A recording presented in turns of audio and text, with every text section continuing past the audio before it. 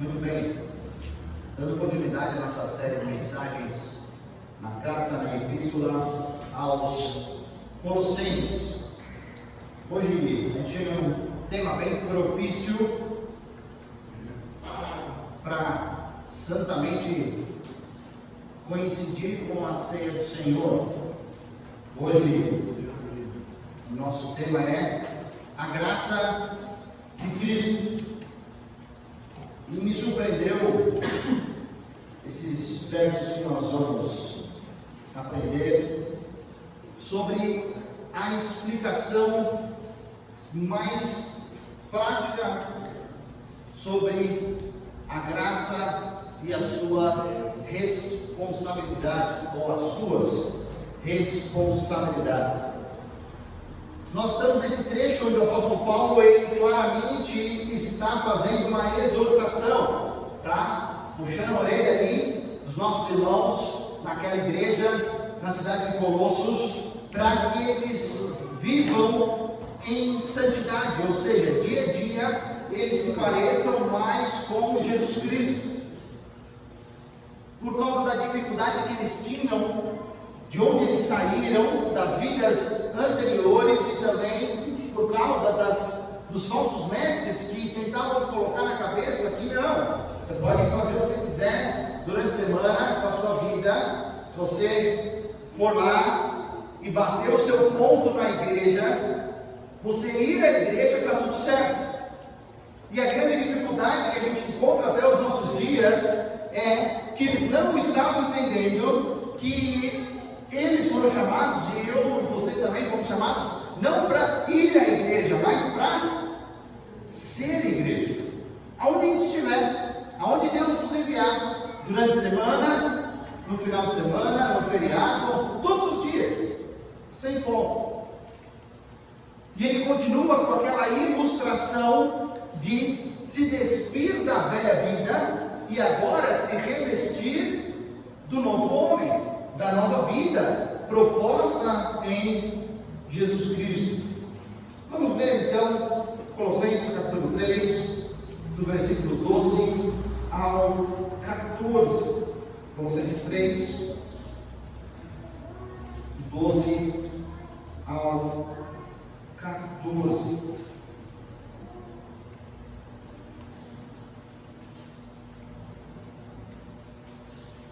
Diz assim a palavra de Deus: portanto, como povo escolhido de Deus, santo e amado, revistam-se de profunda compaixão, bondade, humildade, mansidão e paciência. Suportem-se uns aos outros e perdoem as queixas que tiverem uns contra os outros. Perdoem como o Senhor lhes perdoou. Acima de tudo, porém, revistam-se do amor, que é o elo perfeito. Vamos orar. Pai querido, te agradecemos pela profundidade da sua palavra, da sua vontade revelada a nós. Pedimos que, auxiliados pelo teu Santo Espírito nessa noite, possamos compreender e aplicar aquilo que o Senhor tem para nós. Fazemos isso no nome de Jesus Cristo. Amém. Hoje vamos falar sobre a graça de Deus. Talvez esse conceito que fica abstrato, conceito que muitas pessoas morreram no passado. Talvez o que a gente sempre lembre é de Martinho Lutero arriscando a sua própria vida, e não era só isso, mas arriscando a sua posição social, o seu conhecimento, a sua família, todos ao seu redor, por causa da doutrina da graça. E graça, queridos, é esse favor de Deus para pessoas como eu e você, pecadores indignos, pessoas que não merecem aquilo que nos foi dado. O apóstolo Paulo tem que lembrar seus ouvintes, aquela igreja que ele queria conhecer, de coisas importantes em relação à graça de Deus. Porque Deus os alcançou? Eles eram melhores? Eles tinham alguma coisa de especial? Que Deus estava incompleto sem eles? Por isso nós vamos ver hoje duas marcas da graça de Cristo. E a primeira grande marca começa com a parte boa, não é verdade? Tudo aquilo que a gente ganhou, todas as bênçãos da graça de Deus, que eu e você ganhamos. E nós vamos caminhar por todos os versículos, vendo essa primeira marca. E começa de uma maneira muito interessante. Já no versículo 12 fala que nós somos um povo escolhido. E às vezes a gente se sente bem com essa palavra, na verdade. Parece igual quando você estava ali na escola e tinha que fazer os times, né? E ali, os primeiros que eram escolhidos por aqueles dois capitães se sentiam meio bem, né? Ele quer que eu esteja no time dele, eu devo ser melhor que os outros. Mas a gente tem que lembrar que o conceito de escolha, de salvação pela graça, tem muito a ver com o que Deus havia falado ao seu povo de Israel no Antigo Testamento, por meio de Moisés. Eu vou projetar aqui, pode acompanhar, se quiser abrir, não tem problema também, Deuteronômio 7, versículos 7 e 8, para você entender o conceito, que é o mesmo conceito de graça por toda a palavra de Deus. Deuteronômio 7, versículo 7, começando por esse versículo, diz assim: o Senhor não se afeiçoou a vocês, nem nos escolheu por serem mais numerosos do que os outros povos, pois vocês eram o menor de todos os povos, mas foi porque o Senhor os amou. Por isso, Ele os tirou com mão poderosa e os redimiu da terra da escravidão, do poder do Faraó, rei do Egito. Se nós caminhamos por toda a palavra de Deus, esse é o conceito de graça sempre. Não tem nenhum tipo de merecimento, nem Israel, gente. Era melhor que os outros povos, mais numeroso, mais brilhante. Não. Por um único motivo: Deus amou eles. Deus escolheu amar aquele povo. E Deus os chamou, os atraiu para Ele mesmo. Esse é o único motivo.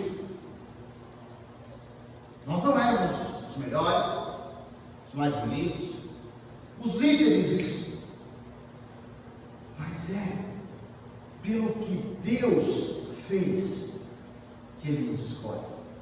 Essa é a grande diferença, e essa é a primeira das bênçãos da graça de Deus que eu e você podemos encontrar nesse texto. Ou seja, não depende de nada do que eu e você fizemos. Por mais brilhante que a gente possa ser, Deus não levou isso em conta. Deus nos amou. Ele veio em nossa direção. Ele nos escolheu em Cristo. Essa é a grande diferença. Não é por obras, não é por pontinhos, não é por... Tem gente que fala até atravessar uma senhora idosa na rua, né? Fazer a minha boa ação do dia, ou somando pontos. Não é por isso que você foi alvo do amor de Deus. Não. Porque se fosse por isso, porque se fosse por mérito meu e seu, ninguém seria salvo. Ninguém. Quando a gente entende que tudo é por causa do amor e da graça de Deus, nós vamos entender e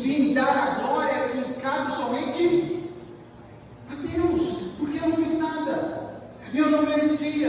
Eu fui alvo. Mas esse assunto é assunto complicado. Por isso que o apóstolo Paulo fala para cristãos.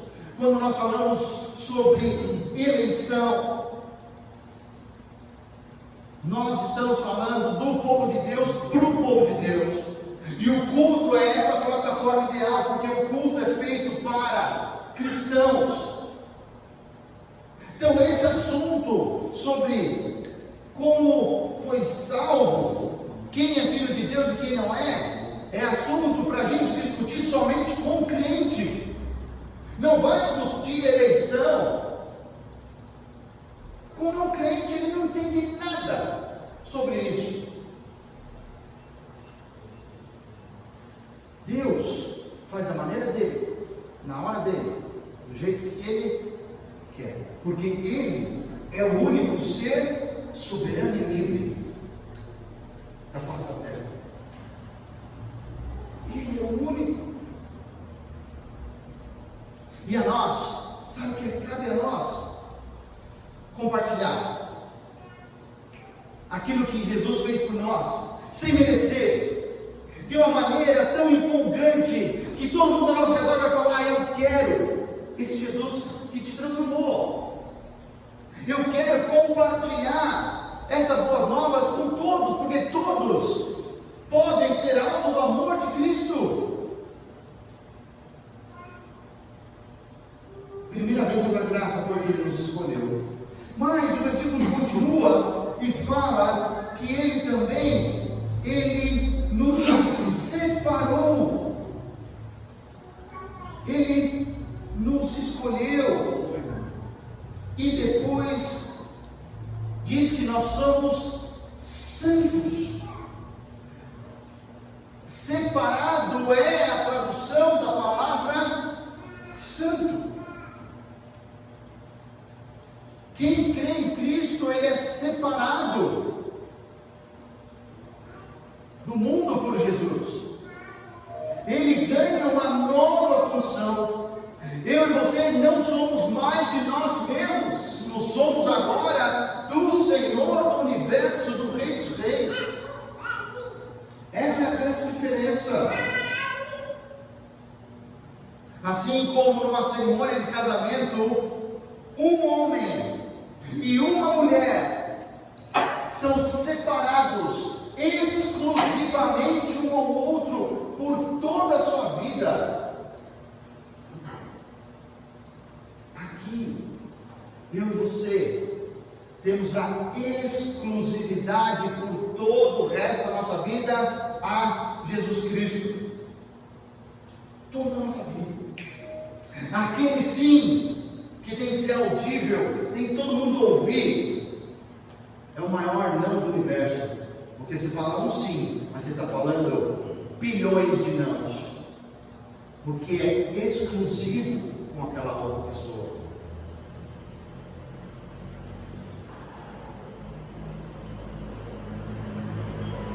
Escolheu, separou, e Ele também nos chama de amados. Terceira bênção de Deus é que, da graça de Deus, é que Ele nos ama. Quando uma pessoa que não conhece a Deus, o incrédulo, ele peca, ele é apenas mais uma criatura, transgredindo a lei do Criador do Universo. Leis santas, corretas, mas quando eu e você pecamos, é diferente. Porque eu e você não temos mais um relacionamento, como a gente viu ontem nos juniores, de criatura e criador. Nós nos tornamos filhos. Se tem algo que entristece o coração dos pais, é desobediência. Imagina eu e você como filhos de Deus, optando dia após dia por errar, por desobedecer, por pecar. E nós temos esse Deus tão amoroso, e nós fomos somos alvo desse amor, e por causa desse amor é o que vai nos transformando dia após dia, e essa é a medida que eu vou conhecendo daquele que é o amor absoluto, que é Deus. Podemos amar, podemos obedecer, porque agora nós estamos num relacionamento constante, diário com Jesus, um relacionamento de novidade de vida, tirar as coisas antigas, colocar as coisas novas, despir, revestir. Esse é o nosso dia a dia. Quarta e última bênção da graça de Deus, mas não menos importante, Ele nos perdoou. Ele nos perdoou das nossas transgressões. Capítulo 2, versículo 13 diz assim: quando vocês estavam mortos em pecados e na incircuncisão da sua carne, Deus nos vivificou com Cristo. Ele nos perdoou todas as transgressões. Todas. Quais? Só as que você fez antes de conhecer Jesus? Não. De toda a sua vida. Ele nos perdoou. E esse perdão, queridos, ele é completo, definitivo. Não é um perdão condicional. Ó, se fizer isso de novo, vai mudar a sua situação. Não. Ele é de uma vez por todas. É um sacrifício único que vale por toda a eternidade, porque foi sacrificado o Filho de Deus sem pecado. O homem, no meu e no seu lugar, naquela cruz. Não foi por mérito nosso, porque você sabe muito bem que era para a gente estar lá, e não Jesus Cristo. Resumo das nossas bênçãos, para você entender o que é graça de Deus. Fomos escolhidos, separados, amados e perdoados por Deus. Porém, a segunda marca da graça de Deus são as responsabilidades que vêm junto. Claro, com um grande privilégio vem junto uma grande responsabilidade. Por causa dessas bênçãos, eu e você temos enormes, sérias responsabilidades. Porque agora nós sabemos o tamanho do sacrifício que foi feito por nós. E agora a gente tem que andar igual Jesus Cristo andou. O apóstolo Paulo, nesses pequenos versículos, nesses 3 versículos, ele cita 8 virtudes que eu e você temos que fazer o quê? Se revestir. Deixar aquela velha vida e agora nós devemos se revestir com isso. Preste atenção. A primeira virtude que eu e você devemos e temos a responsabilidade é a compaixão. Revistam-se de profunda compaixão. Esse conjunto de palavras, essa expressão no original, ela traz a ideia de algo que está nas minhas entranhas. O povo grego, ali a cidade, o apóstolo Paulo sabendo disso, quando algo tinha que motivar ele completamente, fala que tem que vir das suas entranhas. Hoje, a gente fala que tem que vir de onde? Do profundo do nosso coração, não é verdade? Como brasileiro, a gente gosta sempre levar para as emoções e não a razão. Seria algo desse tipo. Eu e você temos que demonstrar esse sentimento de compaixão com o outro. Só que, queridos, compaixão não é algo que pode ligar no domingo, ligar na viagem missionária, ligar quando eu vou fazer uma visita, quando eu vou entregar uma cesta básica e no outro tempo desligar. Compaixão é uma atitude constante do meu coração. É algo que tem que andar todos os dias comigo. Ter compaixão. Segunda responsabilidade da graça, bondade. Deveríamos entender muito bem o que é bondade, porque eu e você fomos alvo da bondade de Deus por causa de Jesus Cristo. Se eu e você fomos alvo, nós devemos mostrar bondade. E nós falamos 2 sermões atrás como é difícil por causa da maldade do nosso coração. Como a gente gosta de se alegrar com a derrocada com o outro indo mal. Isso é pecado. E eu e você devemos ser pessoas que levam a bondade à frente. Efésios capítulo 4, versículo 32 fala: sejam bondosos uns para com os outros. Uns para com os outros. São aqueles versículos sobre mutualidade dentro do corpo de Cristo. Mas não para por aí. Versículo 12 ainda ele fala sobre humildade.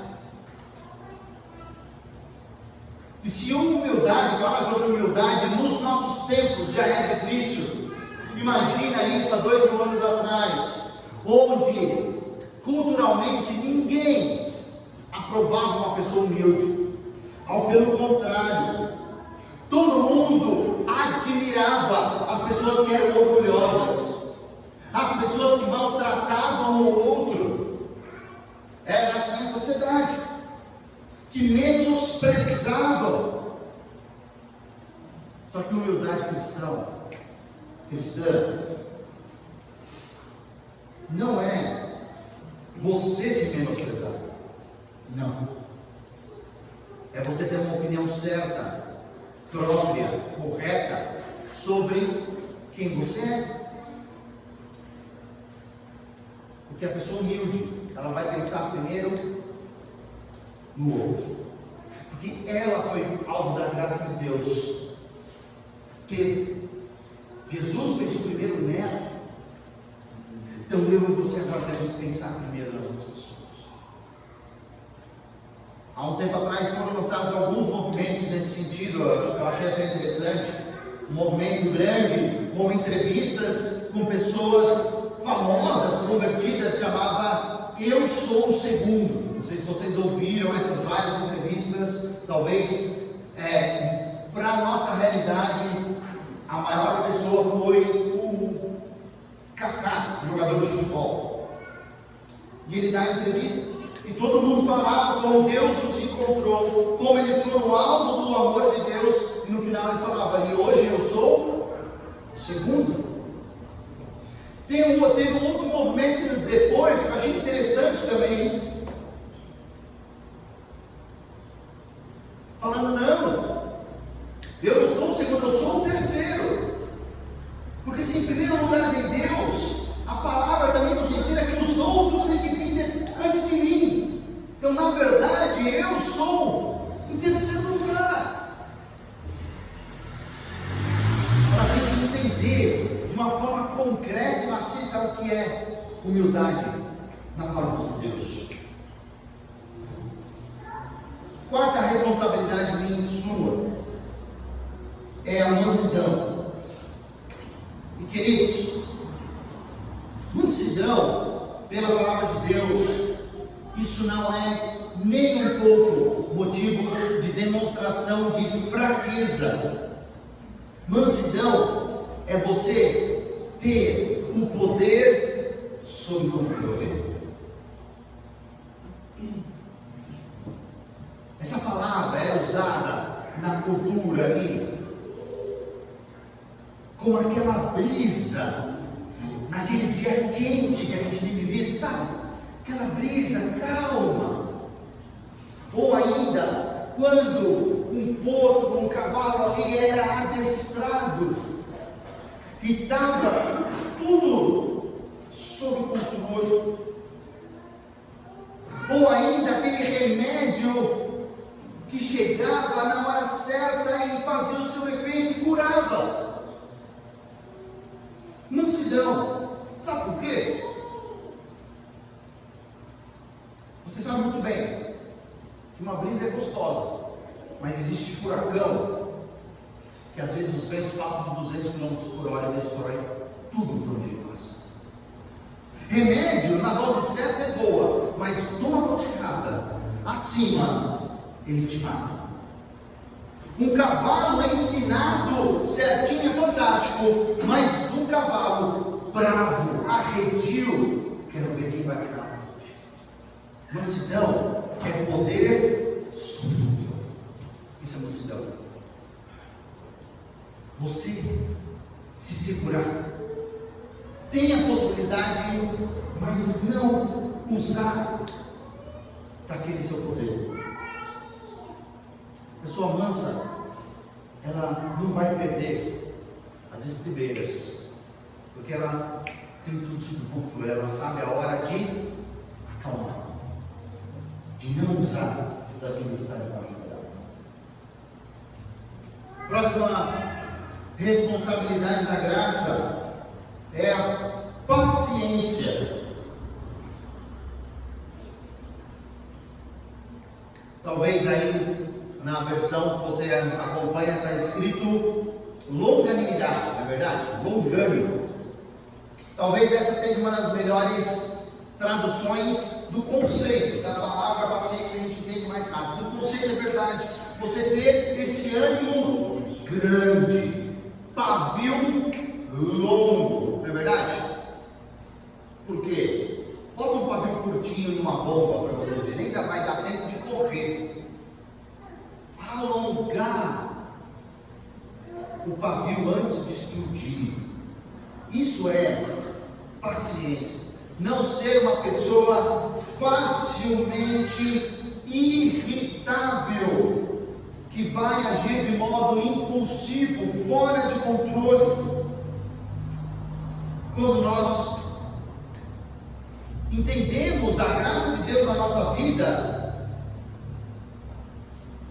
nós vamos conseguir suportar as provocações das pessoas, as provocações muitas vezes das circunstâncias onde nós estamos, e ainda, queridos, sem pensar em vingança. Porque tem gente que fala, eu tenho que ser paciente, eu tenho que suportar tudo isso que está acontecendo, mas espera para ver. Não. Sem pensar em vingança. Próximo. Já caminhando no versículo 13, fala sobre essa nossa capacidade de suportar. Suportar no sentido de escorar, de reter. Como nas caixas aqui de som tem esse suporte. Ela está colocando a caixa para cima, mas será que está sendo pesado também? Essa é a função de não julgar como merece. Suportar, reter muitas vezes. E esses três últimos trabalham juntos, queridos: mansidão, paciência, essa capacidade de suportar. No versículo 13 ainda temos o perdão. Claro, porque nessas responsabilidades da graça de Deus na minha e na sua vida, não faz nenhum sentido se a gente consegue colocar os outros em prática e a gente não consegue perdoar o outro. Essa deveria ser a nossa marca como cristão. O povo que é pronto para perdoar o outro. Porque nós entendemos que fomos totalmente perdoados por Deus. Às vezes eu ouço cristão falando: eu não consigo perdoar fulano, ciclano, às vezes o pai, a mãe, às vezes outras situações.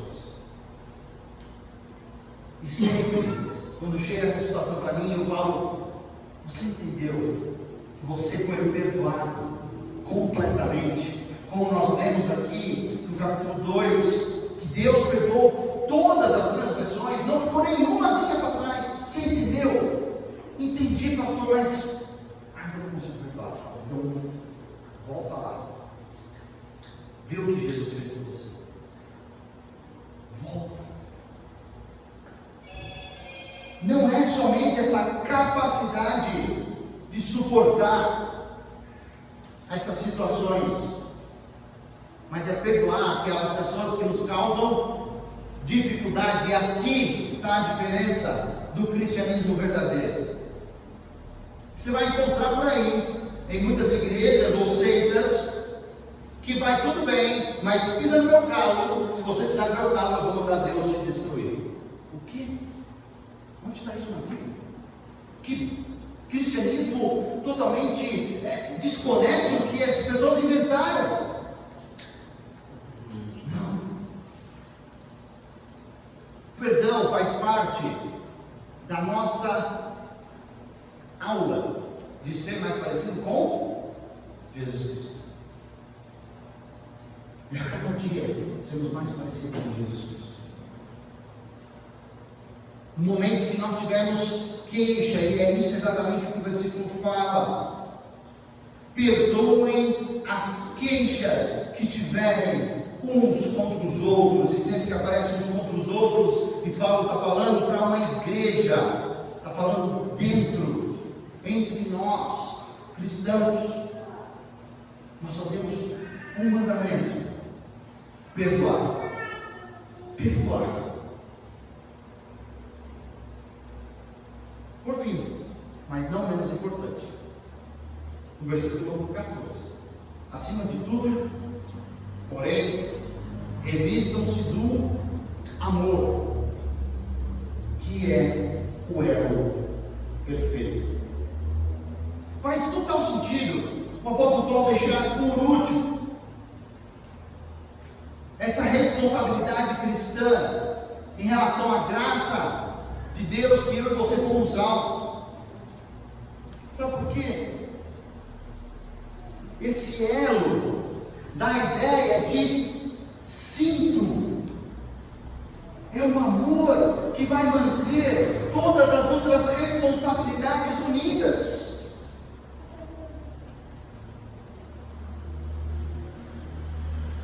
Porque sem amor, as outras caem. A causa cai, as outras coisas caem. E ainda naquela época, pensando que o soldado, e usando a figura de Efésios capítulo 6, as armas caíam, tudo caiu.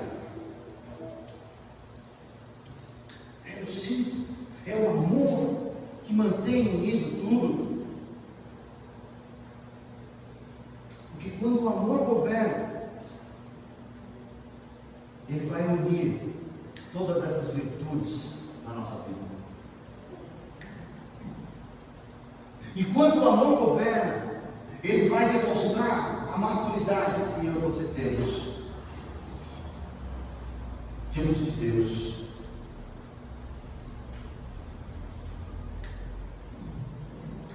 Duas aplicações já partindo para o nosso momento da ceia do Senhor. De quais responsabilidades responsabilidades da graça de Deus, você precisa se revestir hoje? Não lembra? Vou te dar isso aqui. Compaixão, bondade, humildade, mansidão, paciência, capacidade de suportar, perdão e amor. Qual dessas está faltando? Você tem que tirar o velho homem e colocar o novo. Hoje a gente viu que as bênçãos da graça de Cristo, elas geram responsabilidade. Responsabilidade. Às vezes a gente dá muita ênfase que eu e você fomos escolhidos, somos separados por Deus, que Ele nos ama, mas tudo isso gera uma grande responsabilidade. Eu e você, de uma maneira muito equilibrada, ganhamos muito, mas também temos muito a entregar. Muito a entregar. Eu vou voltar nesse slide. Eu vou te dar um tempo de preparo para você. Pensando nesses 8 elementos. Porque hoje, pode ser mais de um, gente, não tem problema nenhum. Mas quais você precisa se revestir? Quais está faltando? Baixa a cabeça. Fala com Deus esse momento.